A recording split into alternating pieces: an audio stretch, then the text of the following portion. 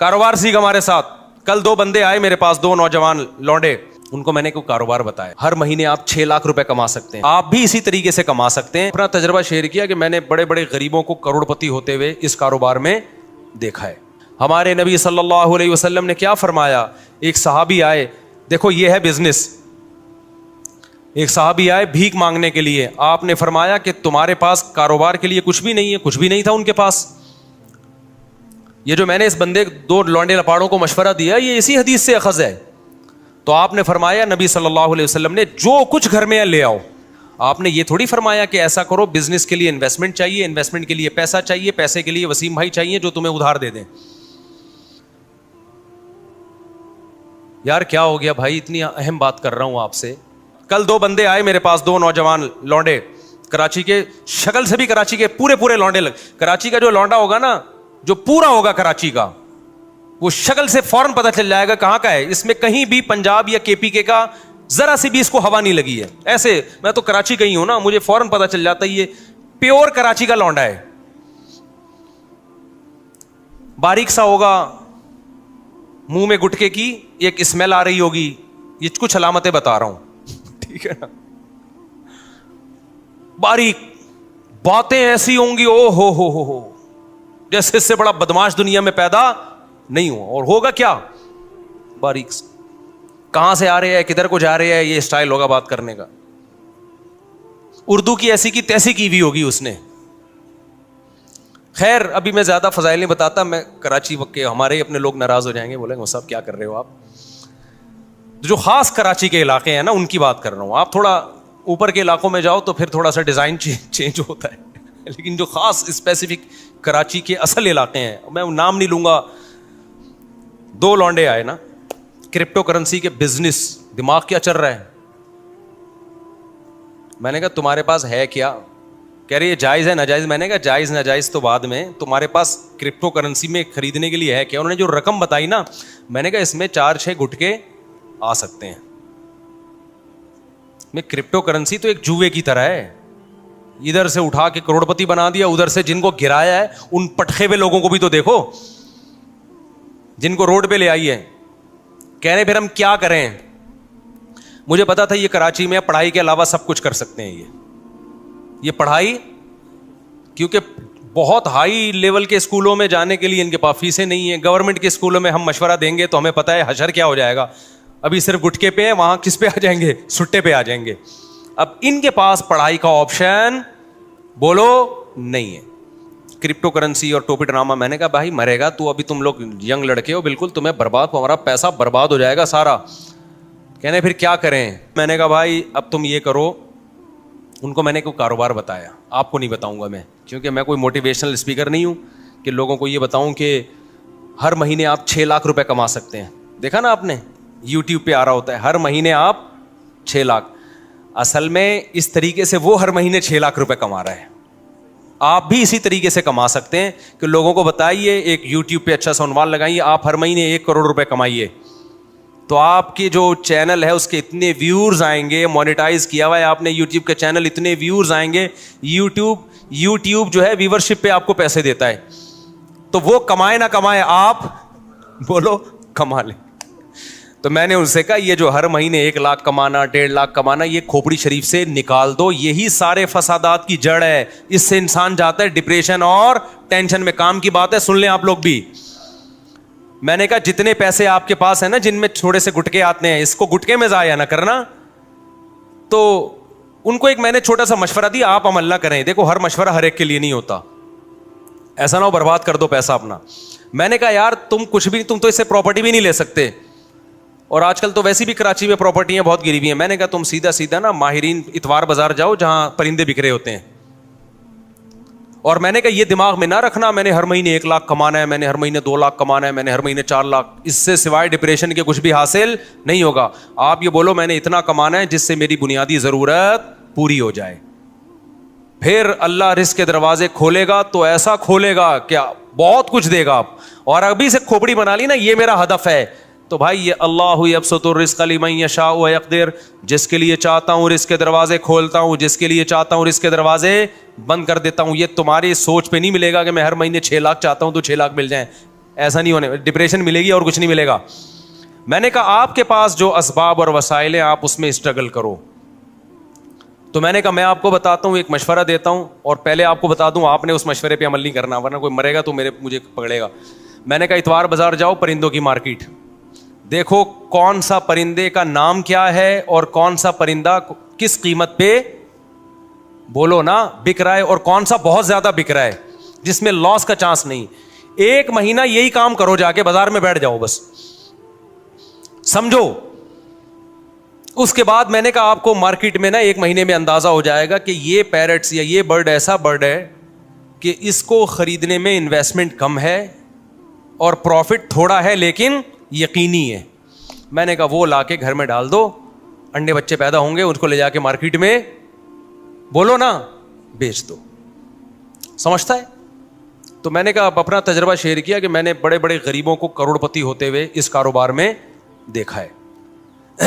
بڑے بڑے غریبوں کو دیکھا ہے کہ جنہوں نے محنت سے یہ کام کیا نا, بہت پیسہ کما لیا انہوں نے, لیکن اس میں لاس بھی بہت ہے. تو وہ پرندہ نہ خریدو جس میں لاس کا چانس ہو. سمجھتا ہے کہ نہیں سمجھتا؟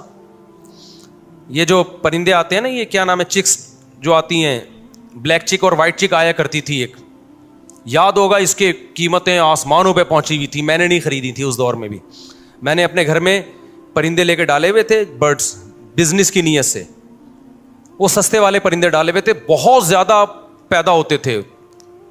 تو اس وقت میں آزاد گھوم سکتا تھا, میں خود جا کے یہ کام کرتا تھا, اتوار بازار جا کے کسی کو بھی پہنا کے آ گیا. تو میرے پان گٹکے کا خرچہ نکل آتا تھا اس سے. میں وہ پان کھاتا نہیں نا, گٹکا کھاتا ہوں. پان گٹکے کا مطلب میرے جتنے دائیں بائیں, اس وقت میری 3 تھیں معذرت کے ساتھ, تو میرے پان گٹکے کا خرچہ اس سے, بولو نا, نکل آتا تھا.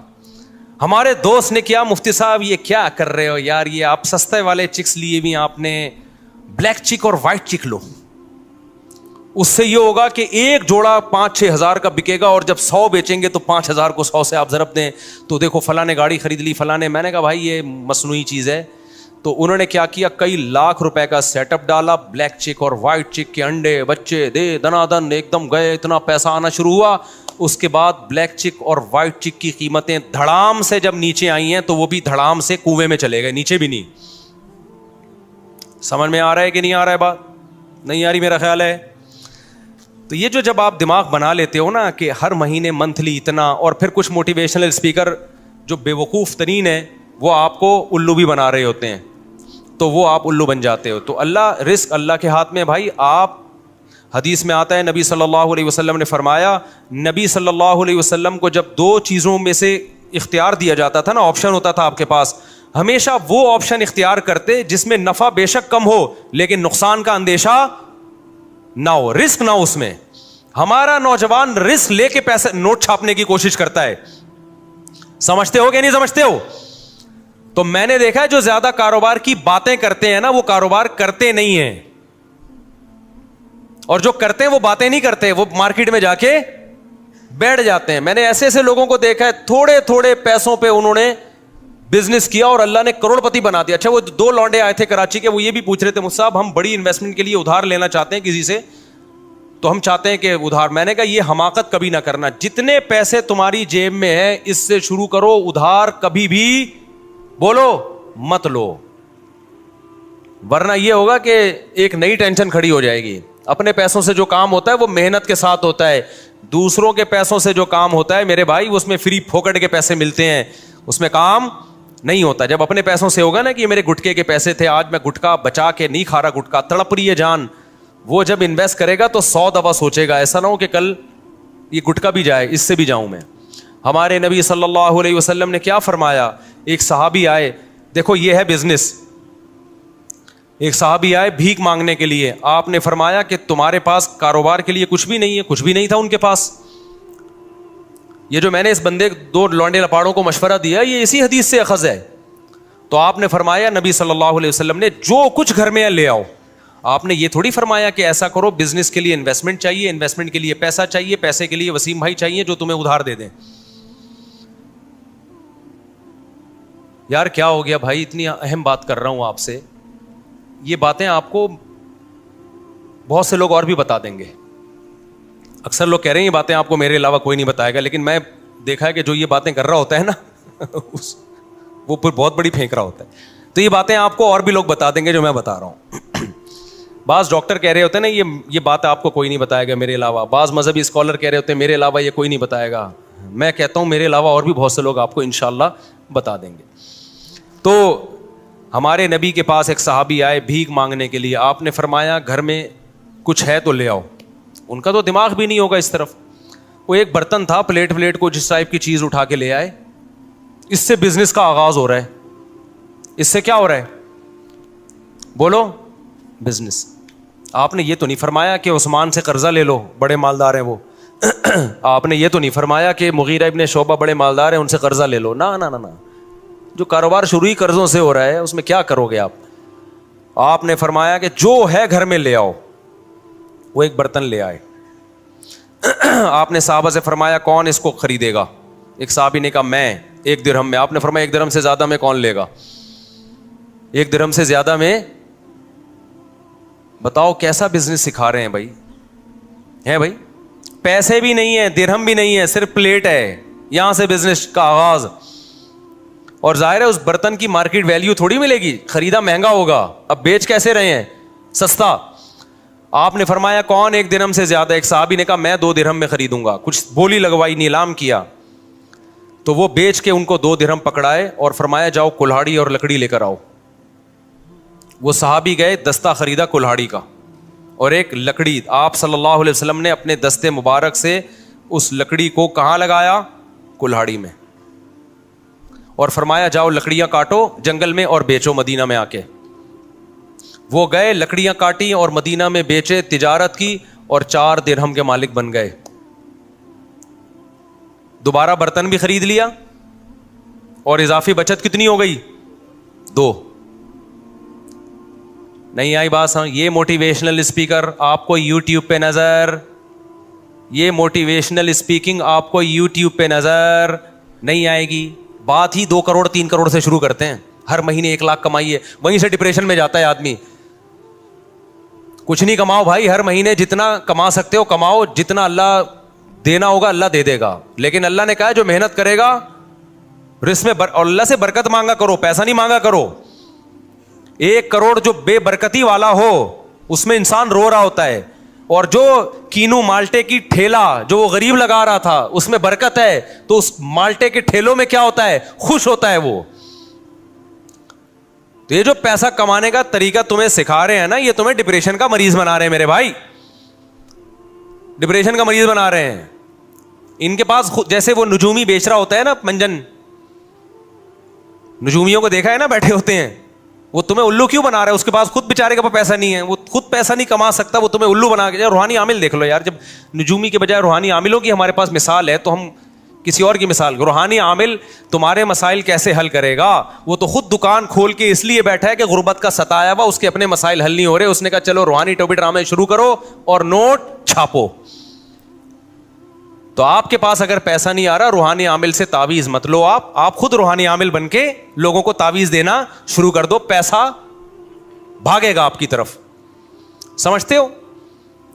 تو وہ خود یہ طریقہ اختیار کر رہا ہے. اسی طرح جب کوئی یوٹیوب پہ دیکھو 1 کروڑ روپے کمائیے ہر مہینے, یہ کریں, تو بجائے اس کو کچھ اس میں صحیح بھی ہوتے ہیں, وہ لیبل اس لیے ایسا لگاتے ہیں لوگ اٹریکٹ ہوں, باقی اندر تمیز کی بات ہی ہوتی ہے اس میں. میں ساروں کو غلط نہیں کہہ رہا, کچھ صحیح بھی ہوتے ہیں جو واقعی ایک میچور طریقے سے آپ کو سمجھا رہے ہوتے ہیں. یہ پیسہ کمانے کا طریقہ سمجھ میں آ گیا کراچی کے لونڈے لپاڑوں کو؟ تو یہ تو میں نے پیرٹس کی ایک مثال دی ہے, اور بیسیوں چیزیں بھی ہو سکتی ہیں. کل ایک بیچاری خاتون آئی اپنے بچے کو لے کر, بہت غریب خاتون. تو انہوں نے بتایا کہ ان کا بیٹا کماتا کیسے ہے, گھر میں گلاب جامن بناتا ہے, اور پتہ نہیں کتنے سارے گلاب جامن بناتا ہے, صبح لے جا کے شام تک بیچ دیتا ہے سارے. اس سے گھر چل رہا ہے پورا. کرنے والے بہت کچھ کرتے ہیں. ہاں ہوتا ہی ہے کہ پھر جو کاروباری لوگ ہیں وہ اپنے کاروبار کو بڑھانے کی فکر نہیں کرتے, اس سے پھر وہ وہیں کے وہی رہتے ہیں. اب گلاب جامن والا اگر گلاب جامن ہی بیچتا رہے اور کچھ بچت نہ کرے تو پھر تھوڑی کاروبار بڑھے گا بھائی.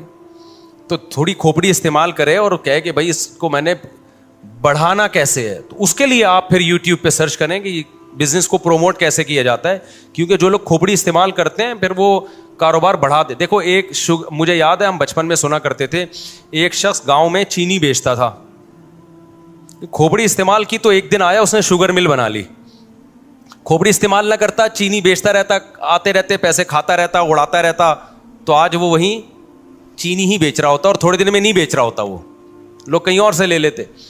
تو خیر, شیطان کیا کرتا ہے میرے بھائی, شیطان اسٹرگل کرتا ہے, محنت کرتا ہے, انسان کو برباد کرنے کی کوشش کرتا ہے. تو سوال پیدا ہوتا ہے, شیطان کو اتنی محنت پہ موٹیویشن کہاں سے مل رہی ہے؟ ہمیں تو موٹیویشن ملتی ہے کسی کا خوف ہوتا ہے یا کوئی لالچ, اس لالچ یا خوف سے ہم کام کرتے ہیں. شیطان کو تو خوف جہنم کا ہے, اس سے وہ ڈرتا نہیں ہے, وہ جانے پر ایگری ہو چکا ہے. جہنم کا خوف تھا نا جو شیطان کو اس کام سے روکتا. یا شیطان یہ کر کے جنت میں چلا جائے گا؟ تو کہاں سے موٹیویشن مل رہی ہے؟ شیطان کو موٹیویشن مل رہی ہے حسد اور جیلسی سے. شیطان کو اس سے غرض نہیں ہے کہ میں کہاں جاؤں گا. شیطان یہ چاہتا ہے کہ یہ انسان جنت میں نہ جائے.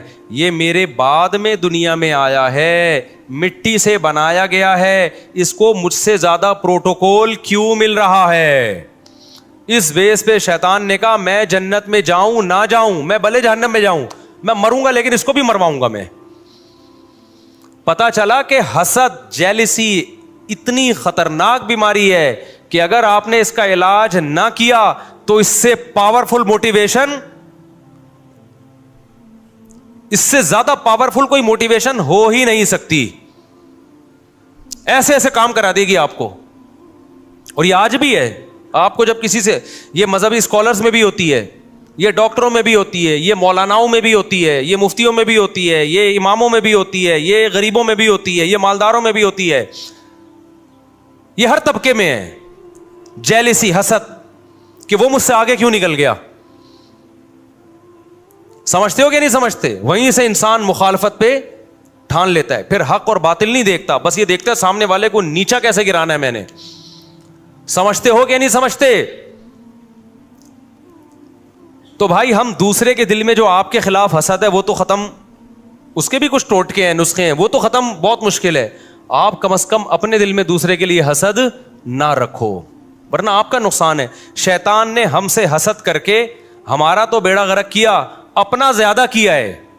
کیونکہ ہم میں پھر بھی چانس ہے بچ جائیں, جہنم میں نہ جائیں, ہم چانس ہے شیطان کے شر سے نکل جائیں, یا شیطان ہم سے گناہ کروا دے, ہم توبہ کر کے معاف کروا لیں, یہ چانسز ہیں. شیطان کے پاس یہ آپشن نہیں ہے, وہ پکا جہنمی ہے.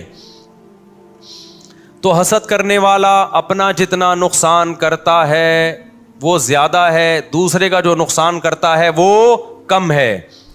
تو کیوں جل رہے ہو بھائی؟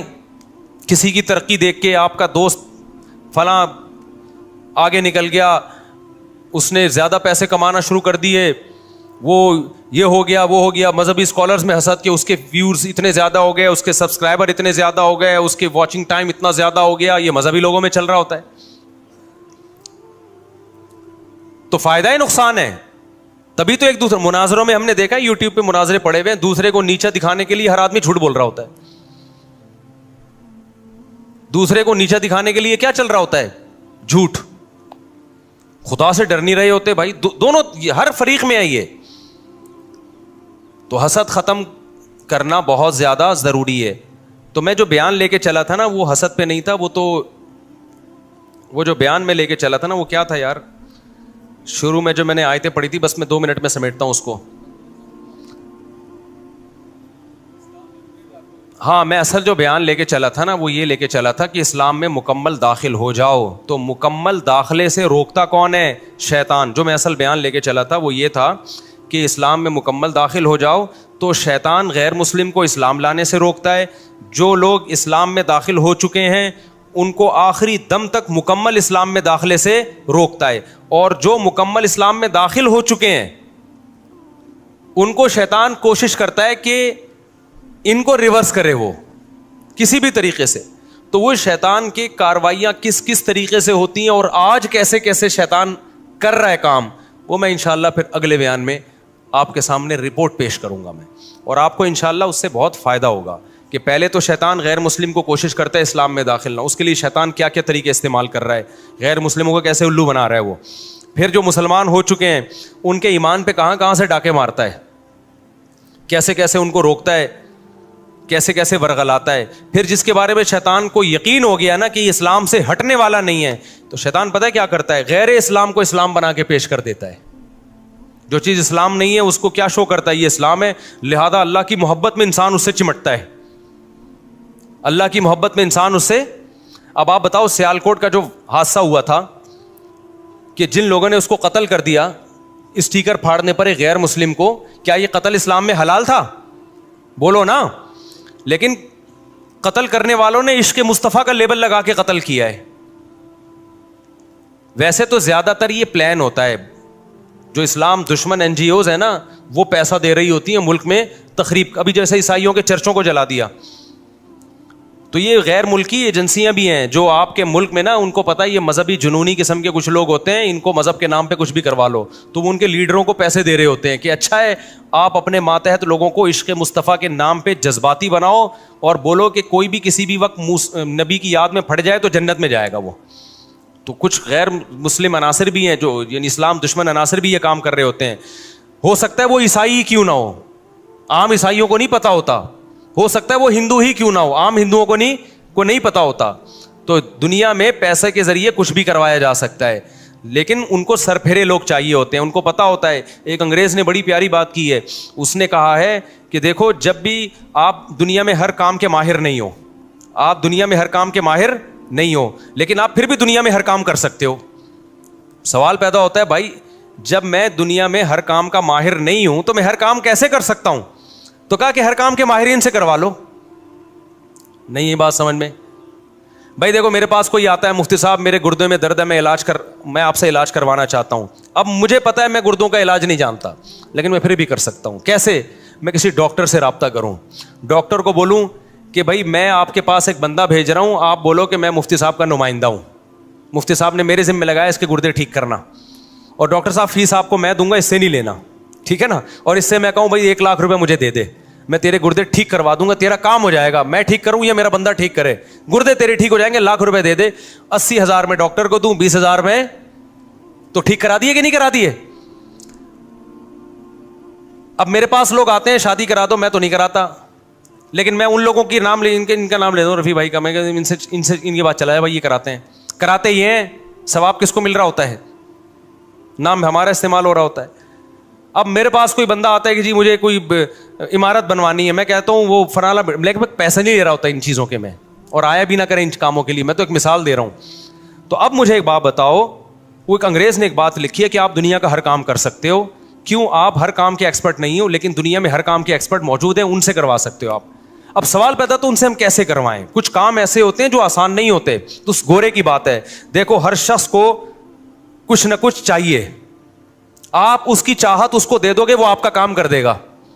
تو اس گورے کے الفاظ ہیں، کچھ لوگوں کی چاہت پیسہ ہوتی ہے، ان کو پیسہ دو جو چاہے کرا لو. کچھ لوگوں کی چاہت ہوتی ہے، کوئی ان کو رشتہ چاہیے ہوتا ہے نا، عشق ہوا ہوتا ہے، آپ ان کو گارنٹی دلاؤ تیری یہاں شادی کرا دوں گا، وہ سب کچھ کرنے کے لیے تیار ہو جائے گا. اس کے پاس میرے پاس بڑے واقعات ہیں، ایسا کیا بھی ہے لوگوں نے. تیسرا، کچھ گورے کے الفاظ ہیں، کچھ لوگوں کی چاہت جنت ہے، آپ جنت کی لالچ میں ان سے کچھ بھی کروا سکتے ہو، بس آپ ان کے دماغ میں یہ ڈال دو کسی طریقے سے کہ یہ کرنے سے تجھے جنت ملے گی. اب اس کے دماغ میں آئے گا کہاں سے بھئی الٹا کام کرنے سے تمہیں جنت ملے گی؟ یہ بات اس کے دماغ قبول نہیں کرے گا. تو اس نے کہا یہ کام مذہبی اسکالر سے ہوگا، کیونکہ یہ جن مذہبی اسکالرس کو سنتا ہے ان کو پیسے کھلا کے یہ نکلوا لو ان کی زبان سے کہ یہ فلاں بندے کو تو مارے گا تو تجھے کیا ملے گی؟ جنت ملے گی. تو یہ جنت کی لالچ میں کرے گا، اور جنت کی لالچ ڈالے گا کون اس کے دل میں؟ ان کے مذہبی اسکالر ڈالیں گے، اور مذہبی اسکالر پیسے کا بھوکا ہوگا، وہ پیسے لے کے اس کے دماغ میں جو ڈلواؤ گے وہ ڈال دے گا. نہیں آ رہی میرا خیال ہے کھوبڑی شریف میں بات؟ تو آج جو کچھ مذہبی اسکالر کہہ رہے ہیں ادھر بھی دھماکہ، ادھر بھی نبی کی یاد میں اس کو مار دو، اس کو قتل کر دو، اس کو چاقو لگا دو اور پھوڑ دو، توڑ دو. تو آپ کو کیا پتہ ان کے خود اپنے کہاں کہاں تعلقات ہوں. یہ خود تو کبھی نہیں پھٹے، یہ خود کبھی بھی جب یہ بولے نا نبی کی یاد میں فلانے کو مار دو، آپ بولو یہ چاقو لے تو جا کے مار دے، ہم یہاں بیٹھے ہوئے آرام سے، تجھے کیا جنت میں جانے کا شوق نہیں ہے؟ کیا ہو گیا؟ جب بھی کوئی مذہبی اسکالر ایسی تقریریں کرے نا, یہ کر دو, وہ کر دو, یوں کر دو, آپ کو سر آپ کریں, ہم آپ کے پیچھے پیچھے آ رہے ہیں. یہ یہیں بیٹھے ہوئے ریموٹ کنٹرول سے آپ کو کنٹرول کر رہا ہوگا بس بیٹھ کے, ٹھیک ہے نا. جنازے میں شرکت کر لیں گے بس آپ کے, جب لاکھوں کا جنازہ ہوگا یہ آ جائیں گے نبی کی یاد میں, یہ اس نے بندہ مارا اور خود بھی مر گیا. تو جنازے میں تو شرکت پہ کچھ بھی نہیں ہوتا بھائی. مرے آپ کیوں نہیں مرے؟ آپ کو پہلے مرنا چاہیے تھا نبی کی یاد میں, دوسروں کو کیوں مروا رہے ہو آپ؟ تو یہ ہر آدمی کی نا کچھ نہ کچھ لالچ ہوتی ہے, اس کو وہ جنت کے نام پہ بھی لوگ بیوقوف بنتے ہیں. سمجھتے ہو تو شیطان ان لوگوں کو اس طریقے سے کیا کرتا ہے, الو بناتا ہے. تو شیطان بہت بڑی فلم ہے, چھوٹی فلم نہیں ہے. تبھی قرآن نے کہا انہ یراکم ہوا وقبیلہ من حیث لا ترونہم. اے ایمان والو, شیطان تمہیں ایسی جگہ سے وار کرتا ہے تمہیں نہیں پتہ چلتا, تو فاتخذوہ عدوا, اس کو دشمن بنا لو, اس کے وار سے ہوشیار رہو, ہر طرح سے تمہیں ورغلائے گا یہ. تبھی ہم گلشن اقبال میں تھے, ہمارے کراچی کے ایک دوست تھے, وہ کسی آڑا ترچا بندہ ملتا تھا نا, اس کے بارے میں کہتے تھے, جیسے کراچی میں کہتے ہیں بندہ بہت بڑی فلم ہے, فلم کو فلم کہتے ہیں ہم لوگ, یہ بندہ بہت بڑی کیا ہے, فلم ہے. تو وہ کہا کرتے تھے کہ یہ انگلش فلم ہے 3 گھنٹے کی گانوں کے ساتھ.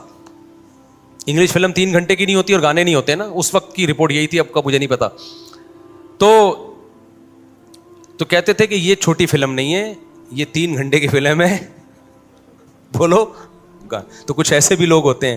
تو شیطان چھوٹی فلم نہیں ہے, وہ بہت بڑی فلم ہے, بلکہ وہ 6 گھنٹے کی فلم ہے, ٹھیک ہے نا. اور ہر 5 منٹ کے بعد اس فلم میں گانا بھی ہے. تو شیطان کو آپ ہلکا نہ لو میرے بھائی.